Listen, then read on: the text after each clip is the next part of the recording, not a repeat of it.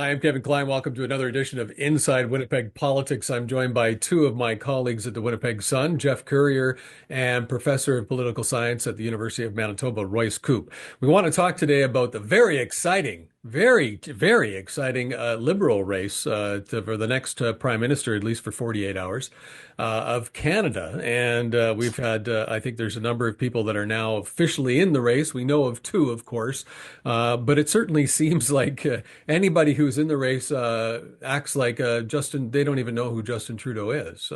They've never heard of him, for goodness sakes. Surely they've never supported anything that he wanted to do. Royce, am I wrong? Am I reading this wrong? Or as all of a sudden, do these people running for leader of the Liberal Party have a serious case of amnesia? Yeah, especially if you've been in the cabinet for the last 8 or 9 years while Justin Trudeau just happened to be the prime minister. It seems to be the case that the Liberal Party has convinced itself that its disastrous drop in the polls, just falling into the cellar, is due 100% to Justin Trudeau. And if they can create distance between themselves and the soon-to-be former prime minister, if he can be fully and completely in the rearview mirror, then the party can make a comeback in the next election. We see this from the leading candidates that are running. Mark Carney, really the quintessential insider, is presenting himself as an outsider. Chrystia Freeland, who was Trudeau's finance minister, his most high-profile minister for almost the entirety of the time that he was prime minister, now is trying to create distance between him and emphasizing the fact that she actually did quit the cabinet after 9 years. She quit 2 months ago, or maybe even maybe just a month ago, and so that's what gets attention. I'm not sure. I certainly some of the lack of popularity is due to Trudeau. I'm not sure the extent of it, but we will see. You're right. This definitely is a defining characteristic of this leadership race right now. Yeah, I don't think there's any doubt that it's a lot of it is Justin Trudeau. He's the lightning rod for it. But the liberal economic policies have not boded well for Canadians. The Canadians are not better off. Our American neighbors' economy is doing much better than ours. Our unemployment rate is higher. Our disposable income is lower. Their policies just haven't worked for Canadians. So yeah, he's the head guy, but all of these other cabinet ministers, including Chrystia Freeland, including and maybe especially Chrystia Freeland, are also responsible for this. That they were in it, and as Royce pointed out, for Mark Carney to try to portray himself as an outsider, that this is a 5-star lie. I mean, Mark Carney is the furthest thing from being an outsider you can possibly get. Well, then he makes a great politician if he's a five-star liar. I mean, that just puts him in the driver's seat. I find it. I got to be honest. I listened to Freeland. She was here in Winnipeg, and she did some media interviews, and I find it insulting. Actually, I find it insulting from all the candidates that they play this game that they're not associated with Trudeau. All of a sudden, the capital gains tax has to go. The carbon tax is bad. We've got to have this much of a defense against, the Trump administration. Meanwhile, none of them are working right now. They all are focused on on this leadership election. There's a number of MPs that aren't even going to be there anymore that I know are personally in Ottawa cleaning out their offices, getting rid of their apartments. And we're going to continue to pay them for who knows how long while these games are played. And I think, Royce, you get to talk to the youth. You teach the youth at the University of Manitoba. Is this a symptom of Canadians that we just seem to ignore the realities of what's happening in politics? Will Canadians forget when it comes time to vote all about Trudeau because, the political spin will push him under the carpet and blame everything on him? Or are we smarter than that? Well, the hope is that we're smarter than that, but that seems to be the strategy that these leadership candidates are banking on. I'm not exactly a spring chicken. I've been observing politics for a long time, and even I'm shocked to see how these some of these liberal candidates are turning their backs on the not just the policies of the Trudeau government, the centerpiece policies, the things that defined the Liberal Party and the government for the last several years. They've all turned on the carbon tax, including Stephen Guilbeault, the environment minister. And it's quite shocking. I mean, in politics, you spend 8 years of your life fighting for and defending a policy, and then one day you wake up and you've just changed your mind. I mean, what are Canadians supposed to think about that? Do politicians have principles? And if so, how on earth can you justify the kinds of 180s that we're seeing here? I hope Canadians keep that in mind. I hope they remember that into the next election. Right. I mean, at the risk of sounding like a conservative, I tend to look at results.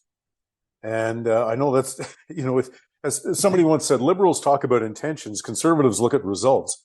And the carbon tax hasn't worked. If the carbon tax had actually helped Canada reduce its carbon footprint, the government would be running ads on every media outlet in the country explaining and touting that very fact. But the fact is, for all of the effort, for all of the money that has been spent administering this thing, that it hasn't worked, that we're not doing any better. It has had negligible impact. So I think we all understand that we have to do our part in terms of fighting climate change. But the carbon tax has been an ineffective tool in fighting that. We have to find a different strategy for doing it. I recall when it was being rolled out, and the Manitoba minister at the time who was responsible for trying to explain it to it was Jim Carr, rest his soul. Lovely man who I very much liked. And I, in my talk radio days, had him on the air with me. And after about 15 or 20 minutes, I had the same feeling that I get when somebody tries to explain cryptocurrency to me, that I couldn't wrap my head around this notion that they were going to take money away from us and then give it all back. And it wasn't going to cost anything to administer, and it was going to reduce Canada's carbon footprint.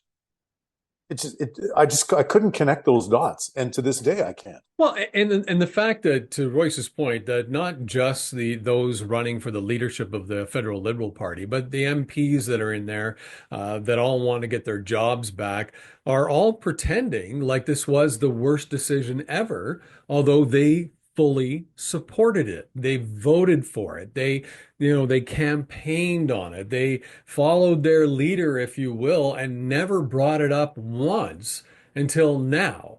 And I really find it, as I said, I find it insulting, but it scares me because I don't know how many Canadians are paying attention. Because as you said, the carbon tax has failed miserably. It hasn't done anything. And now with Trump Right. in the United States reversing all of their environmental policies and objectives and such, if we don't get rid of it, we're doomed. Right. We're But, going to be in a lot more trouble. right. And here we are with they want to get reelected, so now they want to get rid of it. But how do you trust them? I mean, somewhere there's got to be some kind of a line that says, look, you voted for it, you're responsible for it, you have to wear it. Right. But it But doesn't. Royce can talk to this, and this speaks to the structure that we have in Canada of how powerful the party leader is. That if you don't go along with the party leader, you're out. And this is true for every one of our major parties, right, Royce? And it's one of the strengths that we have, but it's also one of the failings of Canadian politics is how powerful the leader is, as opposed to, say, the House leader in the United States. Yeah. Yeah, and it's not just the former cabinet ministers in this race that supported the carbon tax and have now turned against it. Mark Carney, there's video of him saying, big supporter of Trudeau's carbon tax. And not only is he a supporter, but he thought the rate was far too low. You actually had to increase the tax substantially. He's on record saying that. That's coming to a conservative attack ad. And I should also say that as someone, I'm a big fan of principled people being in politics. It wasn't that long ago that the federal Conservative Party was against the carbon tax, and Andrew Scheer, when Aaron O'Toole were the party leader, and people were very hard on this, saying that, well, no, this is the civilized thing to do is to be in favor of carbon pricing, and these troglodyte conservatives are against it. Look at how public opinion and look at how elite opinion has changed in part as a result because the Conservative Party had a strong stand on this and they never wavered. They were always against the carbon tax and they've pulled reality towards them. That's in part how conservatives in this country actually win policy debates. They can be principled, and the carbon tax is a great example of that. We've got to find a way, especially as media and even hosts of this show, of telling people, look, you have to vote them out. You have to vote, and you have to vote whether you like the party or not. These people don't deserve to be in power after what they've done. But unfortunately, we're going to end up with Trudeau 2.0 after this leadership race in March.